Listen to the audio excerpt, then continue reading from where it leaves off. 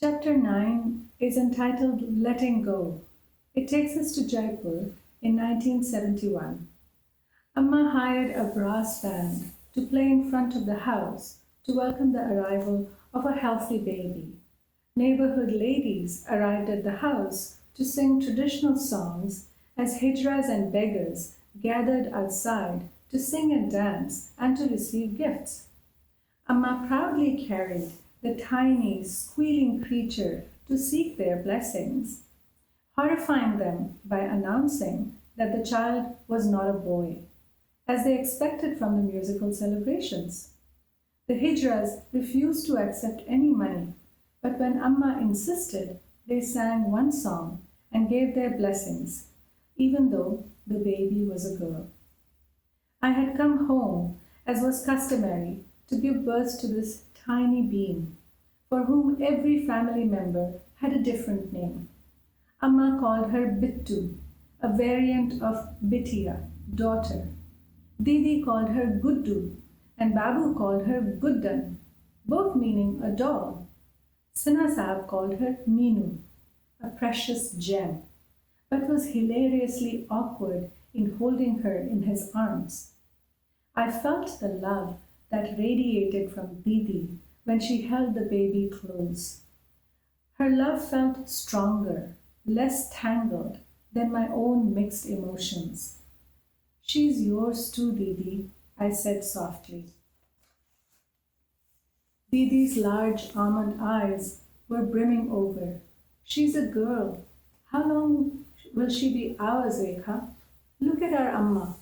Raised two daughters with her blood and sweat. For what? To find herself sick before she's old? To find herself alone again? But Didi did hold on to the baby a little tighter when I embraced her to bring them closer. We comforted each other until the incessant cries of my colicky baby completely took over. Didi, Amma, and I took turns rocking her throughout the night. Sometimes I cried with her, and Amma cried with me. Sinha Sahab had arrived in Jaipur just in time for the delivery of our daughter in a shiny new standard Herald car, a private chariot for my queen and princess, he had said. Amma suggested that I stay in Jaipur for a few more weeks to recuperate, but I did not want to spend any longer than absolutely necessary away from Sinha Sahab, even if it meant braving the long road trip back to Dhanbad within a month of giving birth. Amma promised to visit us during the summer vacation, and before too long, she was with us again. Amma loved the garden in Dhanbad and made sure that breakfast was always served at the covered swing near the fragrant bush of kaneer, the yellow oleander. As long as her aching knees allowed, she liked to tend to the numerous plants and incessantly quizzed the company gardener on his visits. Amma also added Western Indian recipes to Nankishore's repertoire of dishes. Sinha Sahab took a few days off to drive us to nearby attractions, for walks along Methan Lake, boat rides on the Damodar River, excursions to bird and deer sanctuaries, and explorations of centuries-old temples. One morning, he suggested a road trip to the Chinnamastika temple, one of the region's most important sites of Tantric Shakti worship. The temple was dedicated to the goddess Devi in her terrifying aspect as Chinnamastika, a name that means severed head. The goddess is often depicted holding a knife in one hand and in the other her own head, which drinks from the fountain of blood shooting up from her neck. Perhaps ironically, the temple sat at the confluence of two rivers, which formed a spectacular waterfall. Amma asked whether, as at other such shrines, they still practiced animal sacrifice to appease the fearsome goddess. Realizing that his suggestion had landed him in trouble, Sinha Sahab delicately noted that on certain days of the week there were no sacrifices. Amma said that she would go if he insisted on it, but that she couldn't promise not to protest animal sacrifice in the temple. But Amma, who are we to judge the matter of someone else's faith? I sounded more irritated than I felt. You're right, so I'd rather not go at all, Amma replied. But you know me well enough to know I will never be a bystander to any act of violence. Her tone made it clear that she was not backing down. To prevent our debate from escalating, Sinha Sahib suggested that we go to Panchet Dam instead, nestled in the hills bordering West Bengal. The dam was surrounded by the ruins of forts and temples. We managed to have a lovely trip despite the baby, who cried every time the car stopped. Only a few days after Amma returned to Jaipur, Jain Sahib called to say that she was experiencing heart palpitations but was refusing to go to the hospital. Sinha Sahib wasted no time in piling us into the car for the long trek to Jaipur. These lengthy road trips were no longer fun, but Sinha Sahib insisted on driving rather than taking the train. Instead of the thrill I once felt at discovering new sights and exploring unfamiliar terrain, I now winced at dangerous curves, worried about the narrow, shoulderless roads, and dreaded the crossing of dacoit-infested areas. My worst fears came alive when the engine spluttered and died a few miles past Mainpuri, 2/3 of the way into our journey. It was already dusk when we reached Mainpuri, where we should have stopped for the night. But Sinha Sahib decided to keep driving toward Firozabad, which was only about 40 miles away and had the only decent hotels along this route until Agra. Now here we were, with an infant wailing her lungs out, a terrified Nand Kishore shivering in the warm night, and a sullen Sinha Sahib trying to negotiate with the engine. A beam of light from his electric torch revealed an unbroken thin line of petrol under the car, which explained why the tank was empty when it should have been at least half full. He guessed that a flying stone must have hit a seam somewhere in the undercarriage. At that hour, there were few vehicles on the road. We tried to flag each one down, but they just swerved and sped past us. Sinha Sahib explained that gangs of highway robbers were known to employ many tricks to stop vehicles at night to rob them. Several long minutes passed with not a single vehicle in sight. Finally, as the blanket of the dark night tucked tighter around us, I spotted the high beam of a bus in the distance. I waited until it was close enough that the driver could see us clearly, and then took the wailing baby out of Nand Kishore's cold hands. Before Sinha Sahib could stop me, I planted myself squarely in the middle of the road, baby in one arm and the other arm raised above my shoulder in a frantic wave. The bus driver could swerve to the left into our parked car, or over to the right and into the ditch, or he could run me down. Thankfully, he chose to bring the bus to a screeching halt just inches away. The bus conductor leaned out of the window, screaming profanities, pausing only long enough to catch the sound of a baby wailing. At that, he hurriedly opened the door to pull us into the bus, and the driver stepped on the accelerator hard the instant the door shut. Some of the passengers moved around to make space for the newcomers. Once we all had a chance to catch our breath, some of the passengers moved around to make room for the newcomers.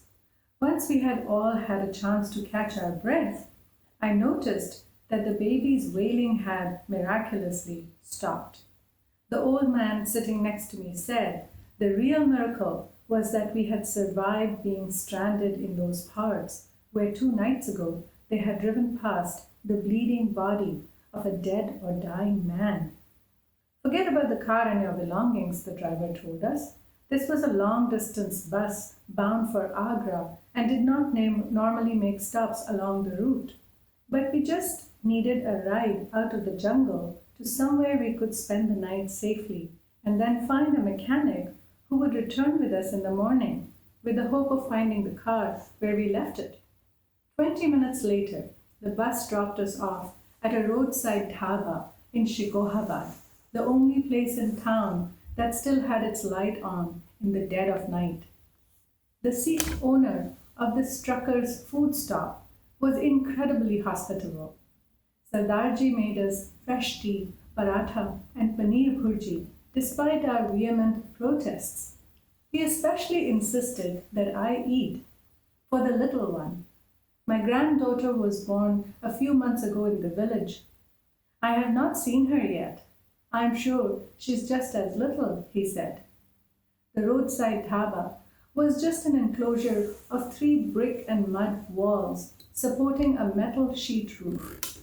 Leafy trees surrounded the front of the enclosure, where the clay tandoor sat next to a low brick counter lined with large steel pots. Against the back wall of the enclosure were shelves for storing ingredients in clay jars and tin boxes, as well as a jute charpai piled high with onions, garlics, potatoes, and other root vegetables to keep them dry. Sardarji tipped the load out of the cot and offered it to me as a place to rest with the baby. Then he joined Sinha Sahab and Nand Kishore on one of the many other rickety jute cots that were scattered under the trees to keep vigil and wait for the morning light.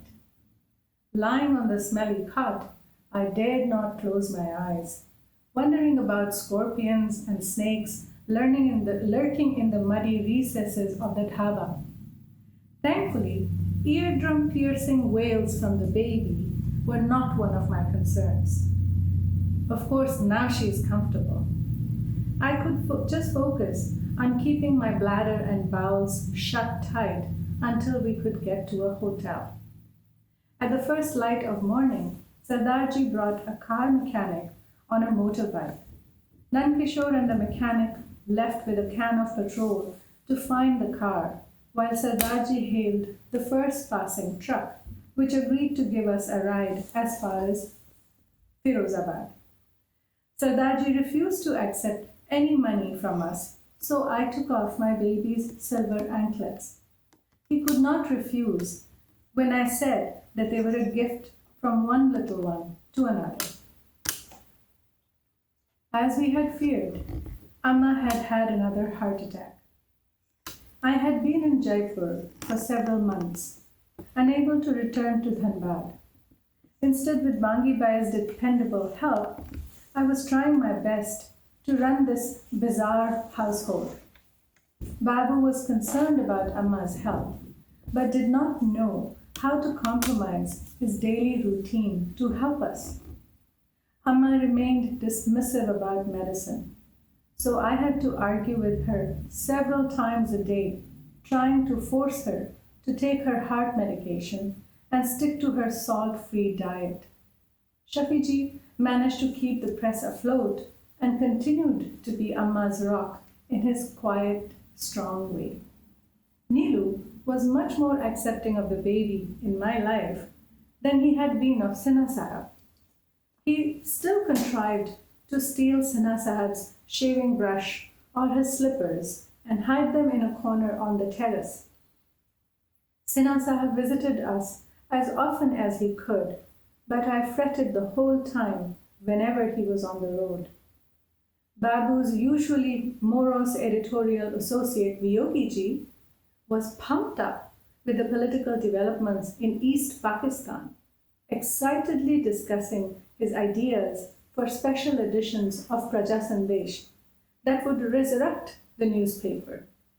West Pakistan and East Pakistan were separated by thousands of miles of Indian territory. Culturally, ethnically, and linguistically, the two were as dissimilar as Russia and China, sharing only a religion. Vyogiji called this odd political formation one of the many mistakes of partition by the British colonialists. Babu called it the deliberate dismemberment of the subcontinent to punish it for its freedom.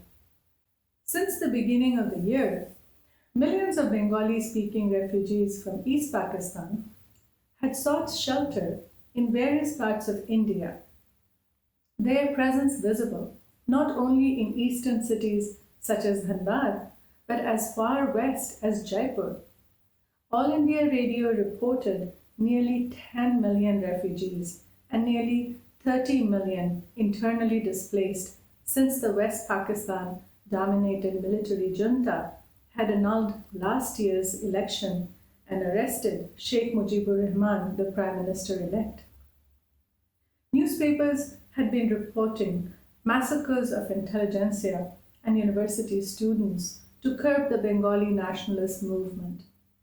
Most of the news reports trickling into India focused on the ongoing genocide, placing the number of victims between several 100,000 and 3 million. Instead of this, Vyogiji wanted to write about the civil disobedience movement and the resilience of Bengali nationalism in the face of the military-led pogrom.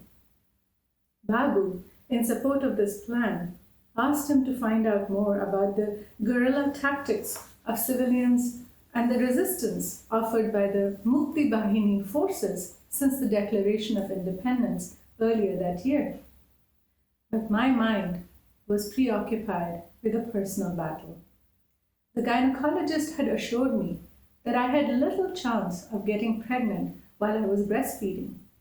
Yet here I was, with a baby just a few months old, pregnant again.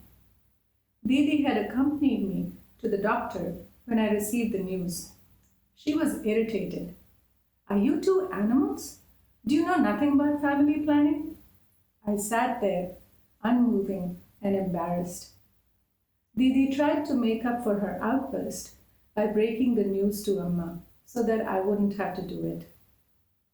I told Amma that I wanted to talk to Sahasahab about whether to terminate the pregnancy.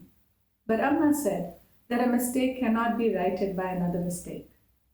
She even suggested that I might think of it as God's wish. She was trying to hand me an anchor, but this act of faith worked for me no more than it had ever worked for her.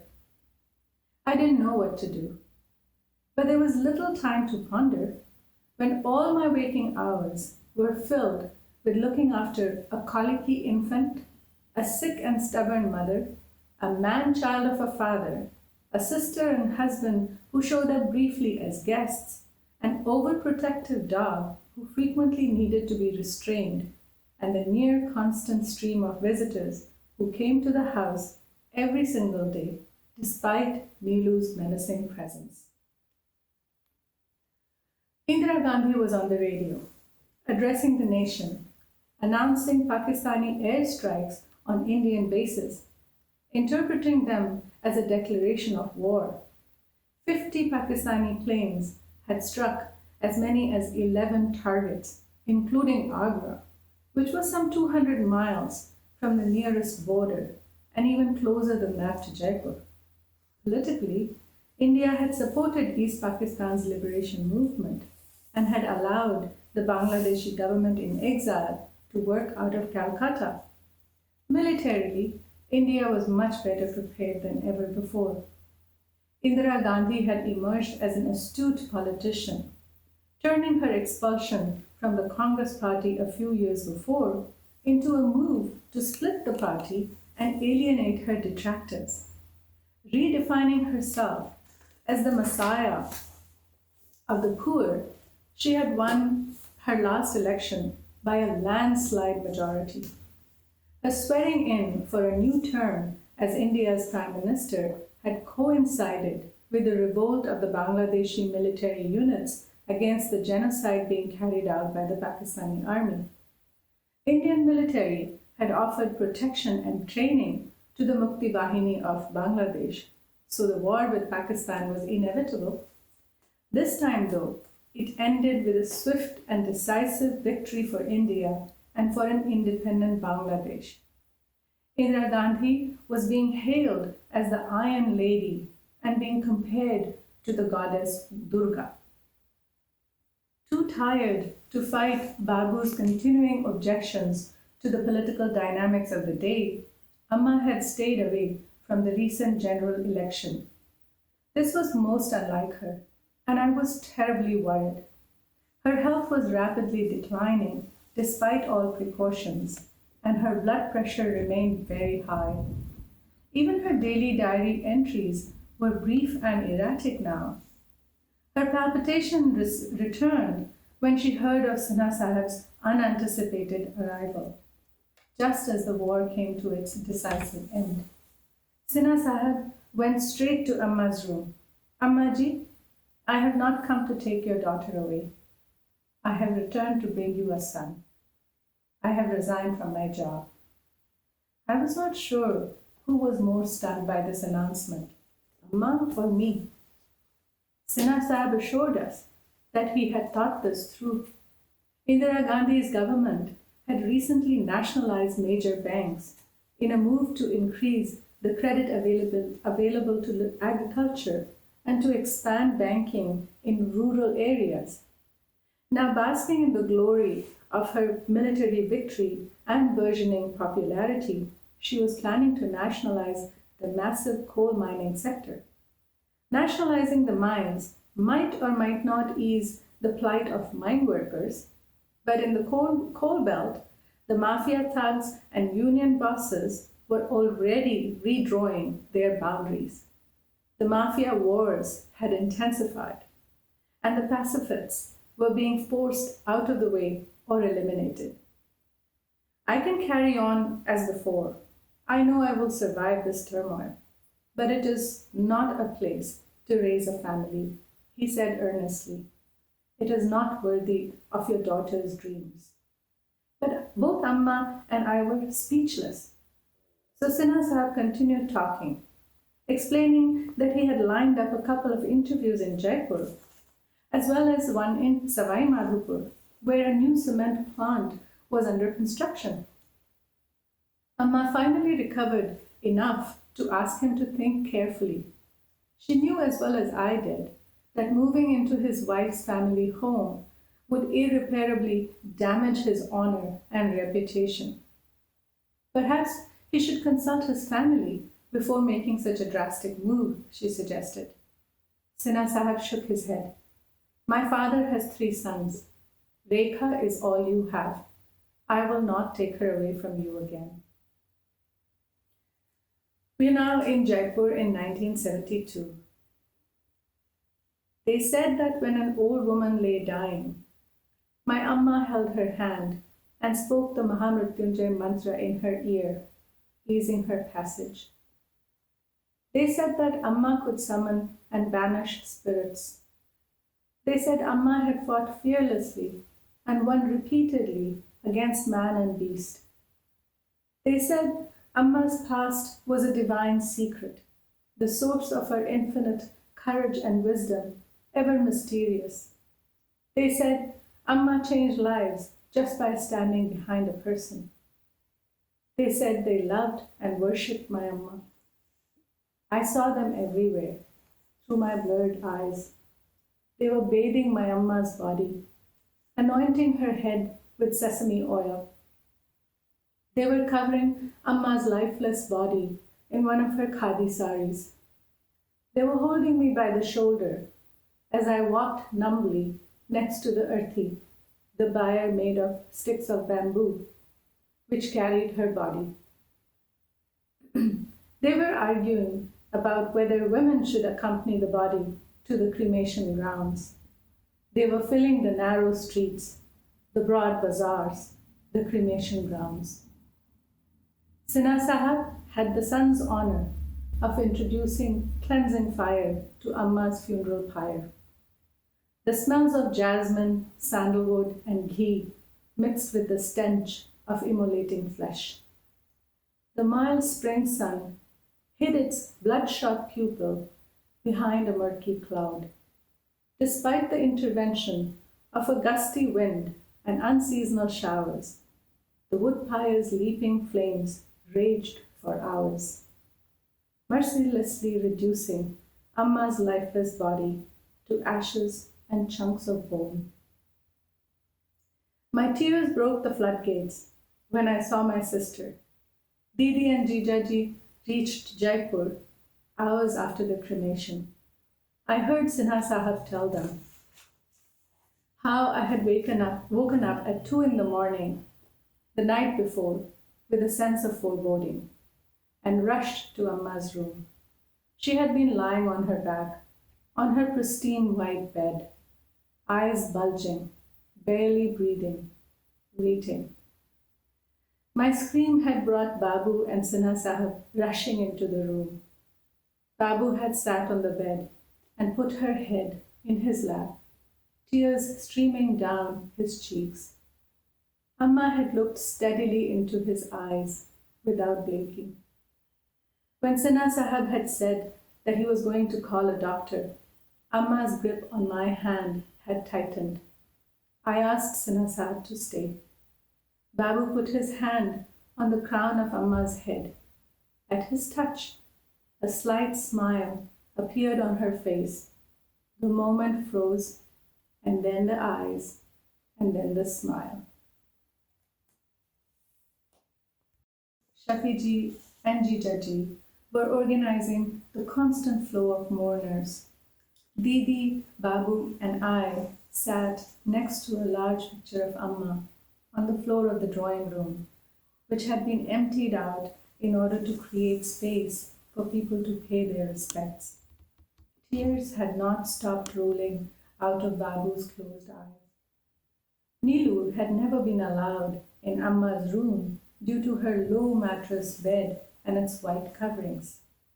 Now the bedding was gone from the room, and Neelu lay on its cold, hard floor for hours. For 2 days, he refused to eat. Jain Sahab wanted to know if the big day of mourning would be the 3rd or the 7th day after death, waking Babu from his mournful reverie with the question. Babu rose up to his full height and glared at him. She lived to fight against meaningless rituals. We should not forget that in her death. With that, he left the room and only returned the next morning with a bunch of flowers plucked from Ramnivas' garden. Babu had remembered that his granddaughter turned 1 year old that day. He laid the flowers beside the sleeping baby and told a surprised Mangi Bai to make some celebratory halwa. Shafiji was aghast when Babu gave him money to buy sweets from the market.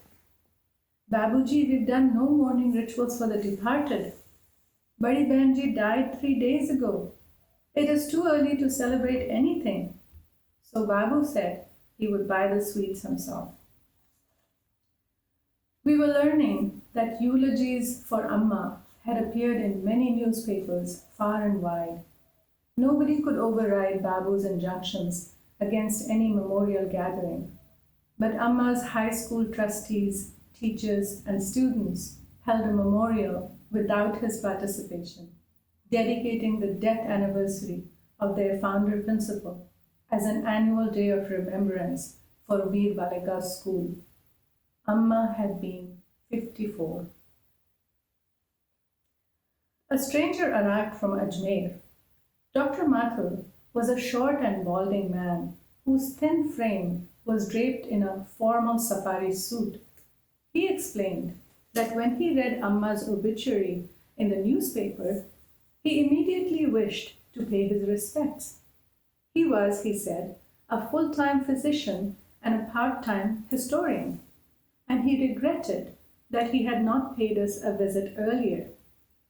We were used to encountering strangers who admired Amma, but Dr. Mathur had never met her.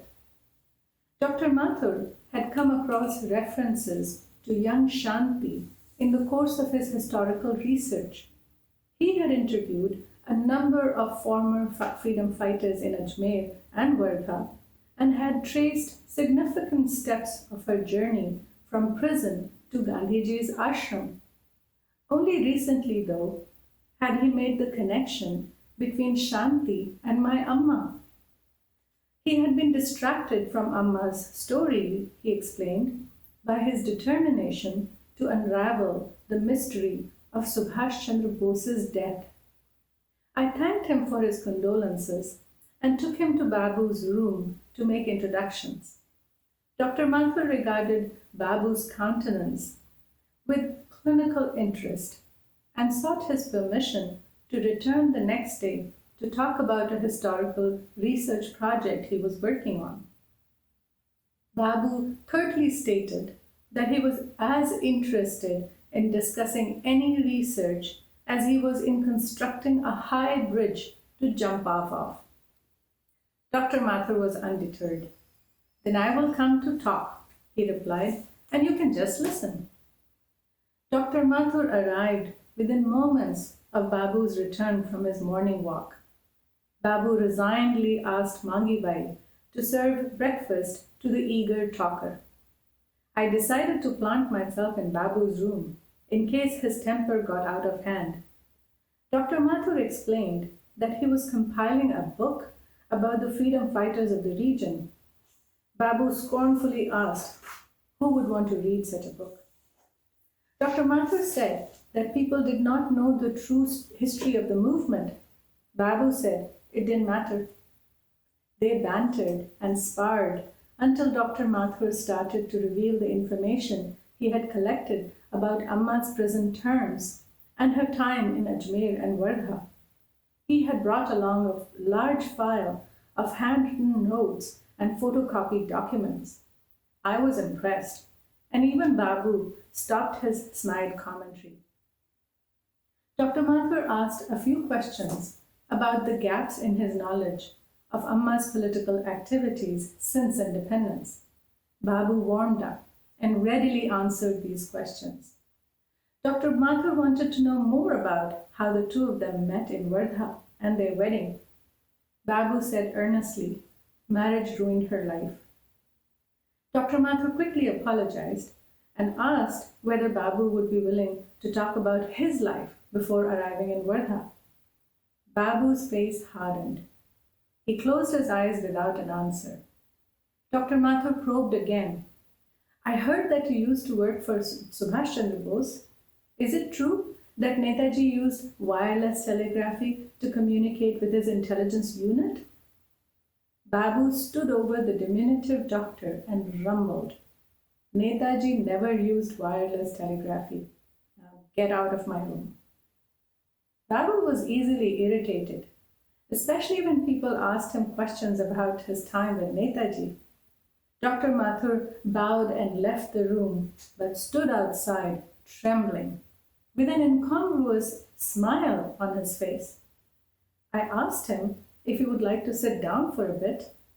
He followed me to the dining room, the furthest room away from Babu's, and burst into tears. After a drink of water, he rummaged through his papers and showed me some letters. One of them described my father's physical appearance, right down to his nearly deaf left ear. Dr. Mathur had been on a mission to uncover the truth about Subhash Chandra Bose's life and death.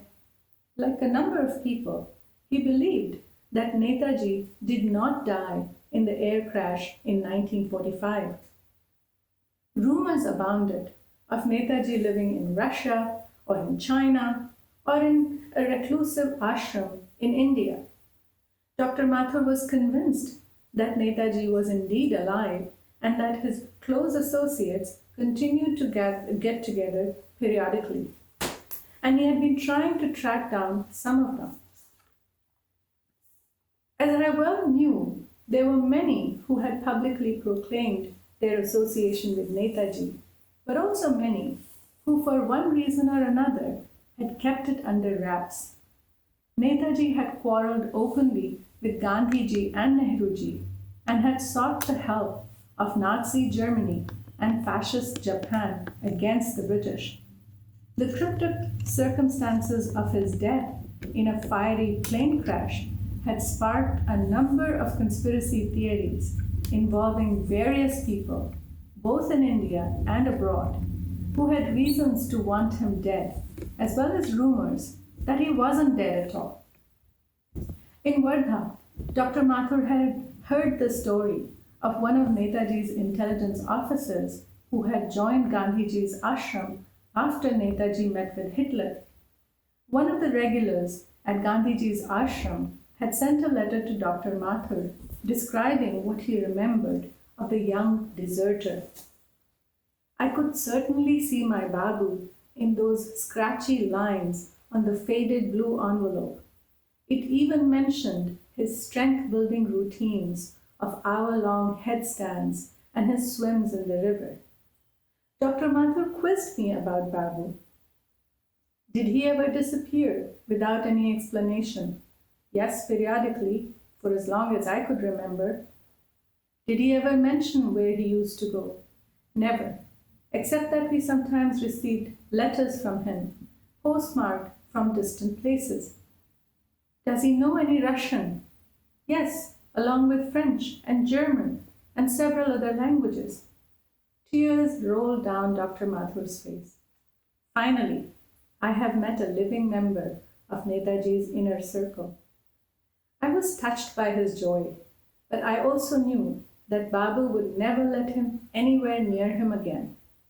I gave him the only explanation Babu had ever offered for his unyielding refusal to divulge his past, that he had promised Gandhiji to keep it a secret in return for his protection.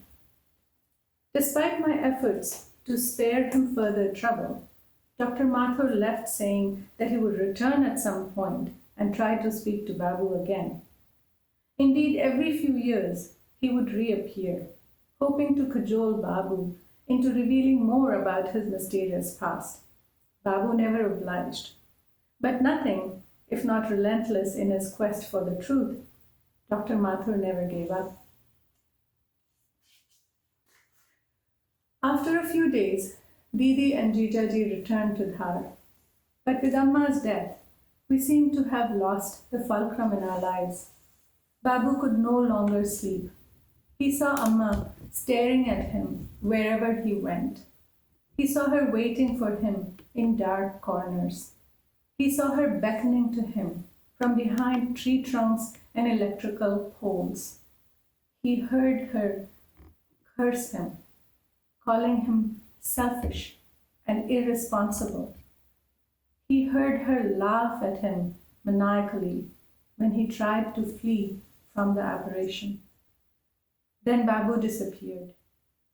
Concerned about his mental stability, Sinha Sahab and Shafiji roamed the city looking for him. When the manager of an ashram in Vrindavan phoned to ask us to take a very sick Babu home, I was relieved but also annoyed.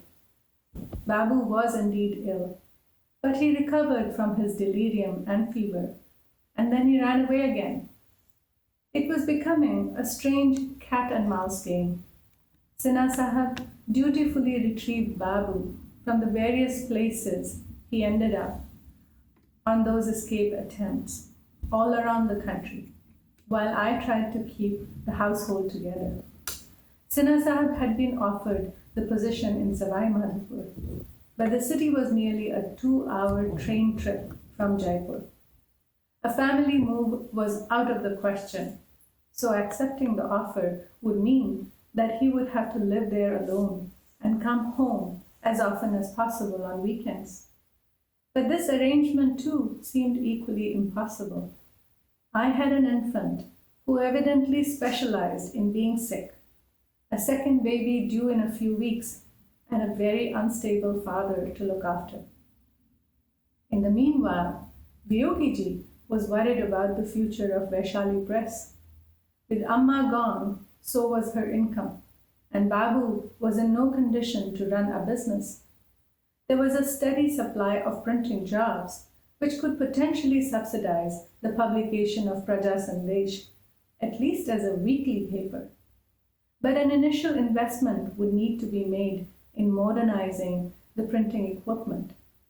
Seeing how reluctant Sinha Sahab was to move away from Jaipur, Vyogiji was encouraging him to take over the press and invest his savings in the business.